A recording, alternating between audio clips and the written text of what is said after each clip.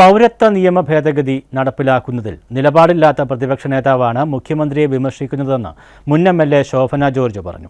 LDF സ്ഥാനാർത്ഥി CA അരുൺകുമാറിന്റെ സ്വീകരണ സമ്മേളനത്തിൽ പങ്കെടുത്ത ചാരുമൂട്ടിൽ പ്രസംഗിക്കുകയായിരുന്നു ഇവർ.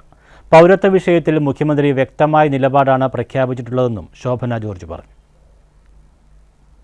പൗരത്വം ഈ മണ്ണിൽ ജനിച്ചവരുടെ അവകാശങ്ങൾ നിഷേധിക്കാൻ പാടില്ല. അങ്ങനെയൊന്ന് പറയാൻ പ്രതിപക്ഷ നേതാവിന്റെ ഒരു സ്റ്റേറ്റ്മെന്റ് ഞാൻ കേട്ടു. അയ്യോ, ശുദ്ധ മണ്ടത്തരം. അദ്ദേഹത്തിന്റെ ഒരു സ്റ്റേറ്റ്മെന്റാ.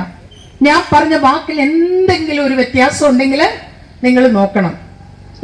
നിങ്ങൾ നോക്കിയിട്ട് പറഞ്ഞാൽ മതി.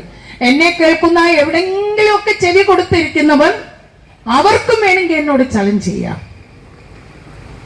നമ്മളൊന്ന് വിട്ടുതരില്ല എന്ന് പറഞ്ഞാൽ അത് നമ്മുടെ തീരുമാനത്തിലാണ് നമ്മൾ പറയുന്നത്. അത് പറയാൻ നിങ്ങൾക്ക് എങ്ങനെ ചെയ്യാൻ പറ്റും എന്നുള്ളത് രണ്ടാമത്തെ കാര്യം. നിലപാടാണ് ഏറ്റവും പ്രധാനം. നിലപാടുണ്ടെങ്കിലേ അത് നടപ്പിലാക്കേണ്ട കാര്യത്തിലേക്ക് വരുള്ളൂ.